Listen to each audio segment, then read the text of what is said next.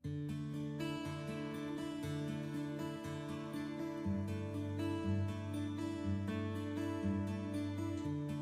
से लगभग 400-450 वर्ष पूर्व सिरमौर रियासत की पुरानी जो राजधानी थी, जिसका नाम सिरमौरी ताल था, वहाँ पर एक भीषण बाढ़ आ गई थी। और उस बाढ़ आने का कारण एक जादूगरनी का एक हम कह सकते हैं श्राप था, जिसको कि राजा के कारण काफ़ी नुकसान झेलना पड़ा था। तो वहाँ का जो शासक वर्ग था, उसके या उनके भाई ने जुब्बल के इस क्षेत्र की तरफ प्रस्थान किया और अपनी रियासत की स्थापना की। जिस जगह उन्होंने रियासत की स्थापना की थी, उस जगह को आज हम पुराना जुब्बल के नाम से जानते हैं। और यह जो क्षेत्र है, आसपास बहुत ही सुंदर पहाड़ियों से घिरा हुआ है।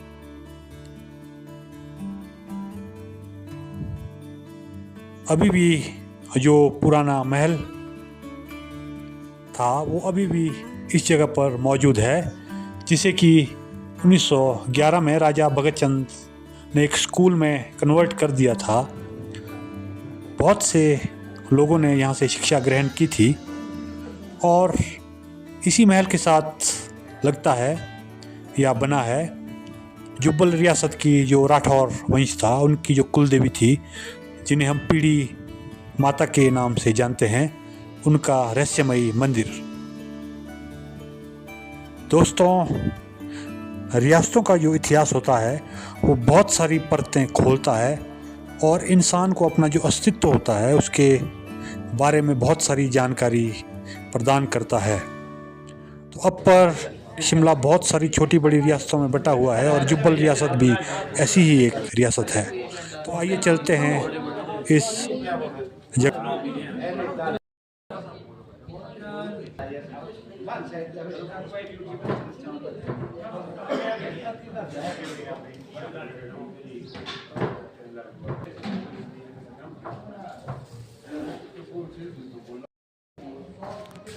दोस्तों, भगत चंद पब्लिक स्कूल ओल्ड जुब्बल एक ऐतिहासिक स्कूल और जुब्बल रियासत की जो दूरगामी सोच वाले राजा थे, उनकी सोच का ये परिणाम है। तो अभी हम उस स्कूल के अंदर है। बहुत पुराना ये स्कूल है। हमारे साथ मनोज भाई वीडियो में बने हुए हैं, तो हम इनका धन्यवाद करते हैं। और मनोज भाई के माध्यम से हम इस स्कूल को आपको दिखा रहे हैं। तो जी मनोज भाई, आपका स्वागत है।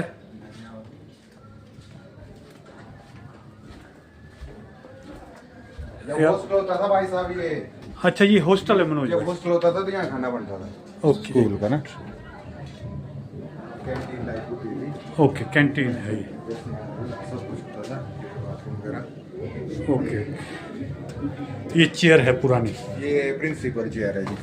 ये रही है मेरी स्टूडेंट। ये 1911 में ये स्कूल इस्टेब्लिश हुआ था जी। ये देखिए, ये एक महल की तर्ज पर जो जुब्बल का जो महल है, जो न्यू जुब्बल में बहुत ही भव्य, उसी के तर्ज पर ये स्कूल भी बना था। तो पुरानी ये कंस्ट्रक्शन है सारी। और आप देखिए, बहुत ऐतिहासिक स्कूल हम आपको दिखाते हुए। ये आप देखिए, इसकी कंस्ट्रक्शन आप देखिए, डिज़ाइन।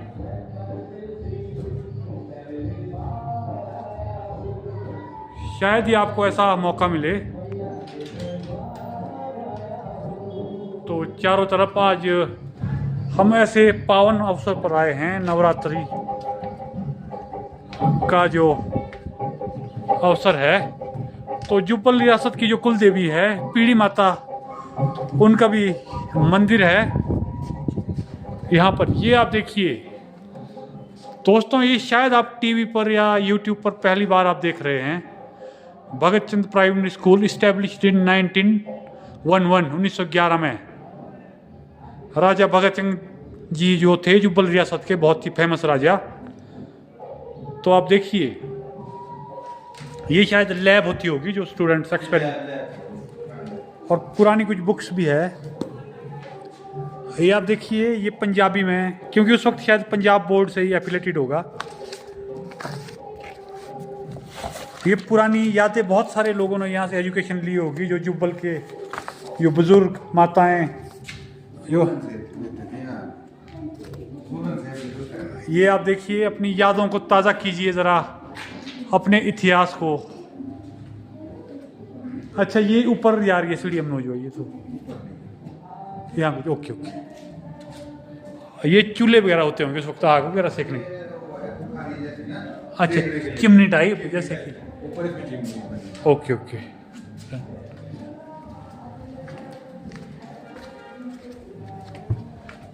आप देखिए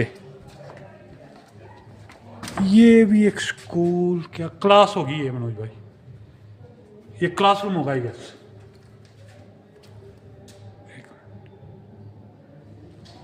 तो रूम होते हैं ना, क्लासरूम तो नीचे देखा है। ओके ओके, क्लासरूम नीचे देखिए। महल को स्कूल में कन्वर्ट करना,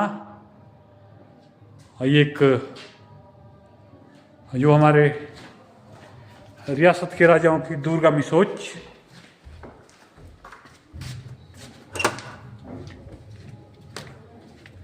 यहाँ देखिए ये सामने प्रिंसिपल रूम है।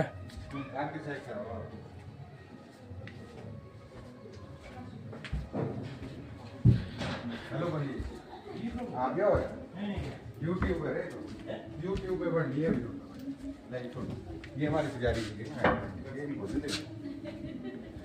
देखिए आज भंडारा है, और माता रानी की पुजारी, ये पीढ़ी माता जो कि जुब्बल रियासत की कुल देवी, उन्हीं का ये मंदिर है। और लोग यहाँ पे शायद खाना बन रहा है। आ जाओ।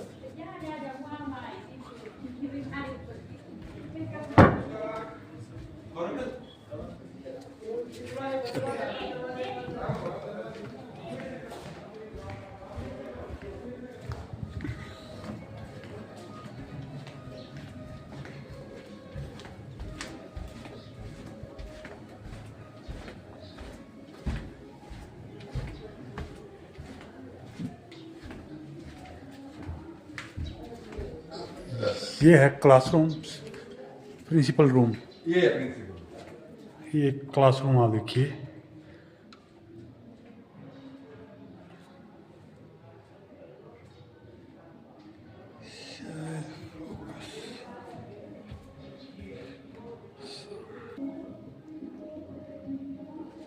ये देखिए आप प्रिंसिपल रूम होता था ये,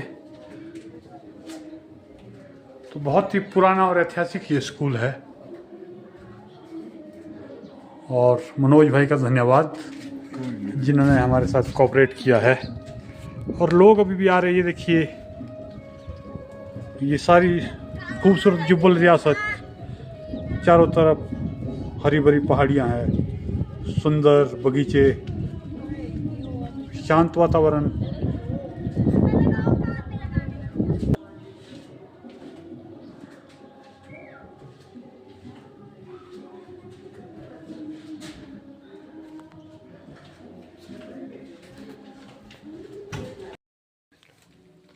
नमस्कार, मैं कंवर हर्षवर्धन सिंह ग्राम सुनली का निवासी हूँ, और मंदिर में मैं भंडारी के पद पर नियुक्त हूँ।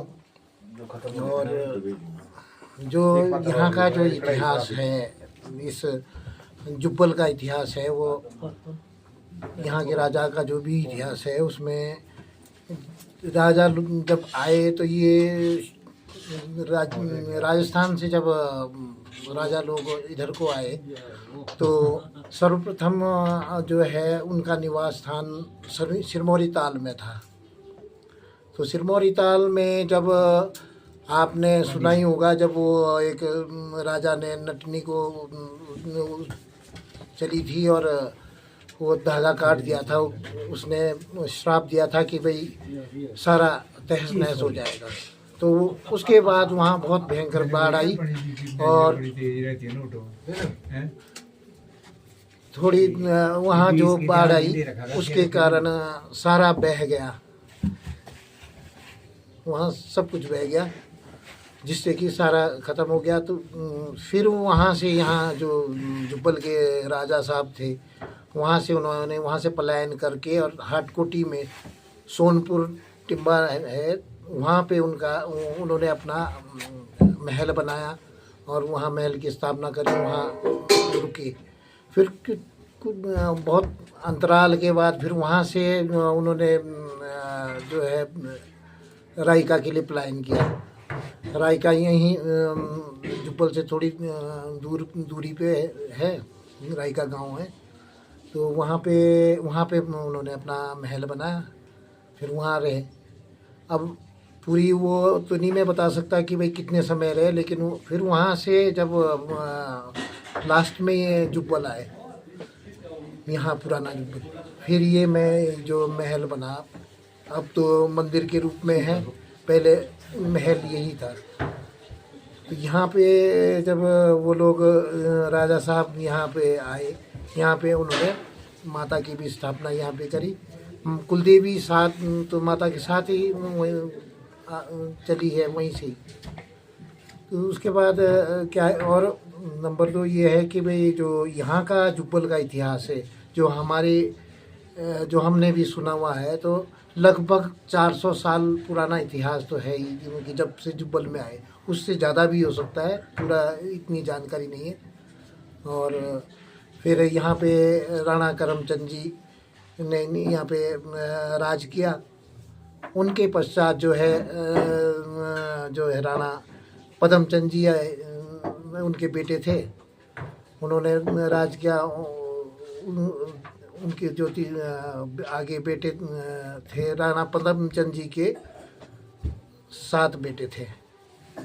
उनके सबसे बड़े बेटे थे राणा ज्ञानचंद जी, नंबर 2 पे थे भगत चंद जी, और बाद में कंवर ईश्वरी सिंह, लक्ष्मी सिंह, निगम सिंह, किशन सिंह, दुर्गा सिंह, ये 7 भाई थे।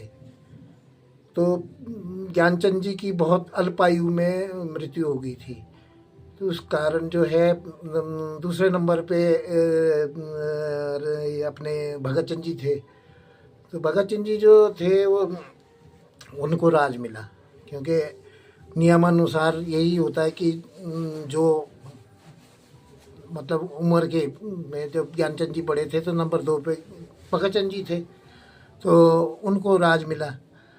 तो भगत चंद जी के काल में यहाँ पे बहुत ज़्यादा विकास हुआ है।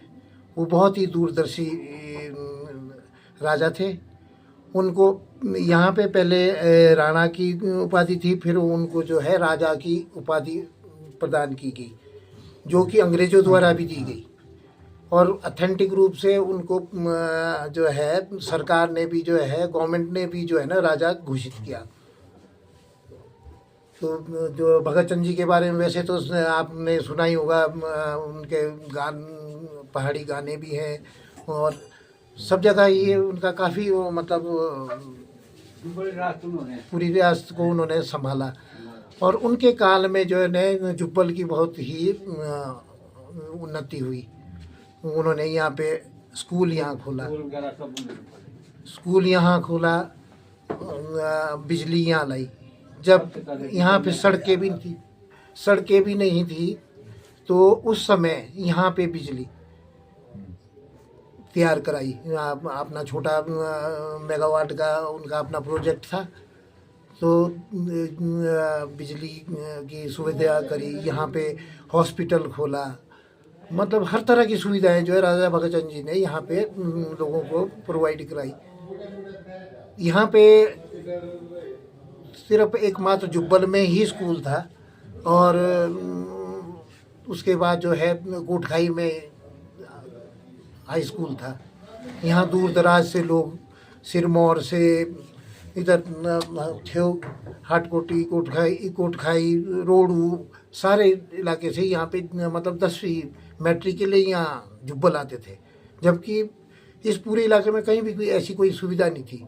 तो राजा भगत चंद जी ने लोगों की, उनकी सोच बहुत ऊंची थी, सबको वो जो है वो विकसित करना चाहते थे। तो उस वजह से जो है सब लोग को हर तरह की सुविधाएं उन्होंने प्रदान करी। और नंबर 2, उन्होंने यहाँ जुब्बल रियासत की एक खासियत रही कि कहते हैं कि भी बेगार प्रथा थी, पहले होगी अब ये नहीं जानकारी, लेकिन भगत चंद जी ने जो भी काम किया मतलब उसकी जो है उन्होंने पेड़ मतलब उन्होंने जिस जो काम करता था उसका उस हिसाब से उनको पैसा दिया जाता था सबको। तो कहने का मतलब ये है कि भाई राजा भगत चंद ने बहुत ही अच्छे कार्य करे इस जुब्बल क्षेत्र को। जुब्बल क्षेत्र ये खाली यही नहीं है, जुब्बल क्षेत्र पूरा चौपाल तक है, चौपाल भी जुब्बल में ही आता। अब आज के वे जो राजनीति की उसमें अब क्षेत्र बदल गए हैं, वरना चौपाल भी जुब्बल में ही आता है, जुब्बल रियासत में ही आता है। तो भगत चंद जी ने बहुत अच्छा यहाँ पे मतलब सबके लिए सब, और आज की तारीख में आप देख भी रहे हैं कि जुब्बल में विकास काफ़ी बहुत पहले से हो गया था। तो उनके बाद जो है राजा, उनके जो पुत्र बड़े पुत्र थे वो राजा दिग्विजय चंद्र जी थे, उन्होंने राज किया। वो साथ में जो है अपने इंडियन गवर्नमेंट में जो है वो एम्बेसडर ऊंची पदवी में रहे हैं, मतलब राष्ट्रपति के साथ वो जो है कार्यरत थे, जो एक बहुत बड़ी बात है। उस समय उन्होंने भारत देश में जाके ICCS और जो भी उस समय की वो डिग्रियां होती थी बड़ी, वो पास करके, और वो आर्मी में भी रहे। उसके पश्चात फिर जब उनके देहावसान हुआ तो उनके पुत्र श्री राजा योगेंद्र चंद्र जी जो अभी है राज कर रहे हैं, राजा योगेंद्र चंद्र जी का राज है। अब तो खैर राज नाम के लिए रह गया, अब तो सरकारी काम है सारा, लेकिन राजाओं का जो चल रहा है वो तो चलता ही रहेगा। और राजा योगेंद्र चंद जी राजनीति में भी रहे, चौपाल से वो MLA रहे वहाँ के। उन्होंने भी, राजा योगेंद्र चंद जी ने भी यहाँ पे बहुत विकास किया है, चौपाल में, जुब्बल में, सब जगह। क्योंकि जुब्बल का ये राजाओं की एक खासियत थी कि वो पब्लिक के लिए सोचते थे। अभी तक जो भी हैं, आगे अब उनके बेटे टीका अनिरुद्ध चंद जी हैं, अनिरुद्ध चंद जी के बेटे टीका वो मृगेंद्र चंद जी हैं। ये जो है जुब्बल की फैमिली है और हम भी उसी परिवार से हैं। मैं कंवर किशन सिंह जी मेरे दादा थे, मेरे पिताजी का नाम श्री कुंवर भूपाल सिंह जी था, उनका स्वर्गवास हो गया है। मैं कंवर हर्षवर्धन सिंह और यहाँ पे माँ पीली के मंदिर में भंडारी के रूप में कार्यरत हूँ। पिछले 25-26 साल से मैं यहाँ क्या वो देख रहा हूँ। और यहाँ का जो है सबसे बड़ा वो है कि जो ये पीली माता का मंदिर है, वो इसकी बहुत ही वो है, यहाँ का माँ का जो प्रत्यक्ष है वो लोग सब देखते हैं, बहुत ही वो है।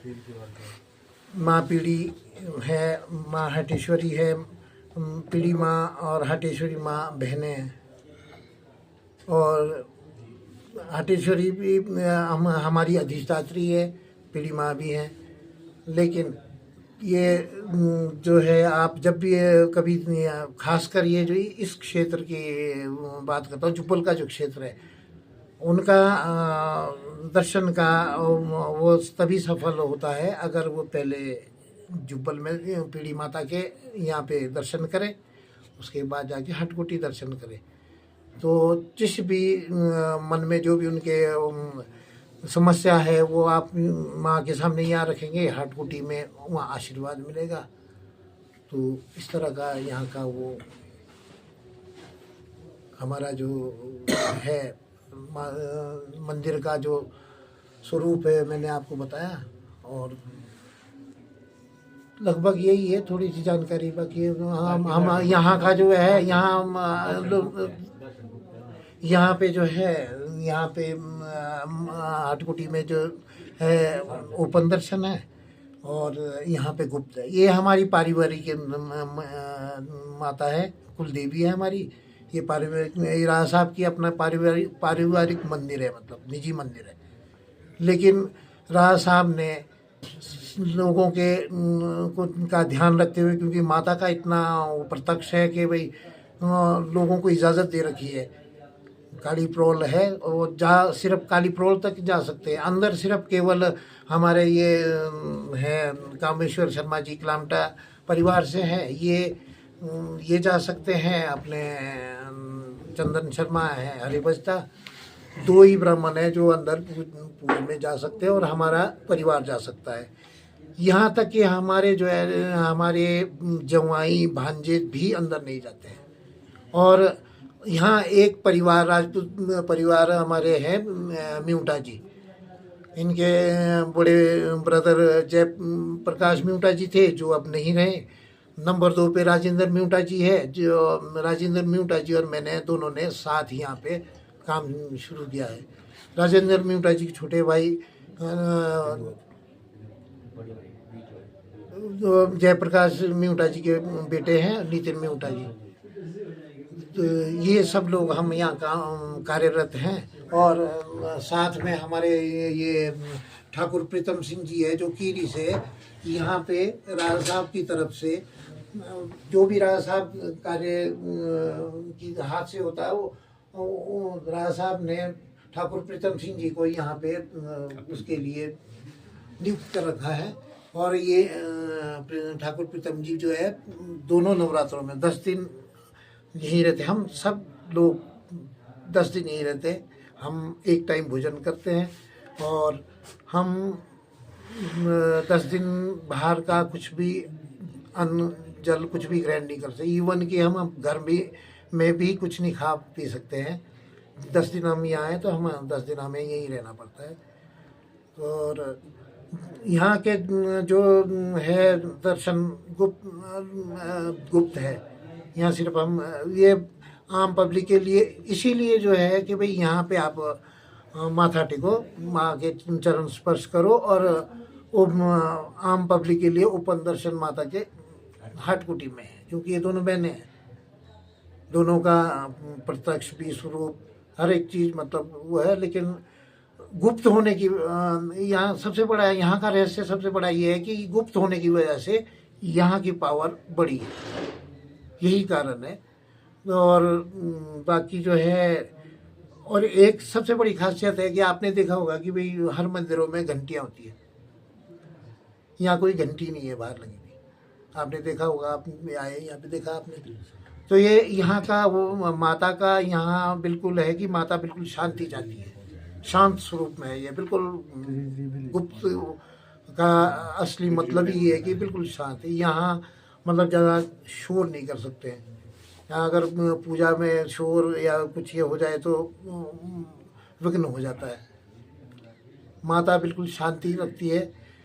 माँ तो ये कहती है कि मेरे पास कोई ना सजावट करो ना कुछ। ये तो हमने माता से अर्ज करके रिक्वेस्ट करके ये जो अभी हमने सारा सजावट किया है, माँ का तो यही कहना था कि मुझे कुछ नहीं चाहिए, मैं तो बिल्कुल शांति में अलग से रहना चाहती हूँ। फिर हमने माता से इसकी परमिशन ली, फिर थोड़ी सजावट करी।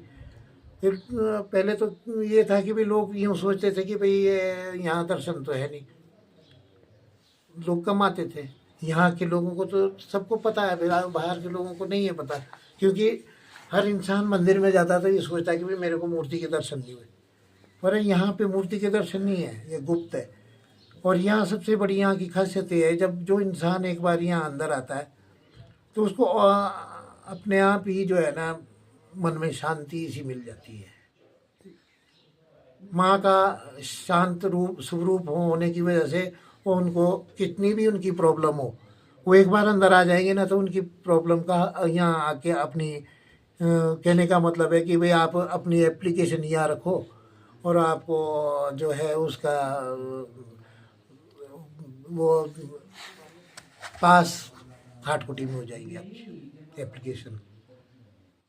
यहाँ सिर्फ आप माँ से अरदास करो कि भाई माँ मेरा ये मेरे को प्रॉब्लम है, किसी के बहुत सारी जैसे इंसानों को होती है, हर तरह की प्रॉब्लम होती है। माँ के पास आके आप यहाँ अर्जी लगाओ, आप जाके फिर हाटकुटी जाके दर्शन करो, आपको उसका लगभग जवाब मिल जाता है। यहाँ बहुत दूर दूर से लोग आते हैं जिनको सिर्फ नाम सुन के ही और यहाँ से उनको फ़ायदा भी होता है। यहाँ का बहुत बड़ा प्रत्यक्ष यही है और इससे ज़्यादा हम आपको बता भी नहीं सकते हैं, बस एक संक्षिप्त सा है। ठीक है, बहुत बहुत धन्यवाद आप सब लोगों का अपना वक्त देने के लिए। दोस्तों, वीडियो अच्छी लगी हो तो वीडियो को लाइक करें, शेयर करें और चैनल को अधिक से अधिक सब्सक्राइब करें। बहुत बहुत धन्यवाद।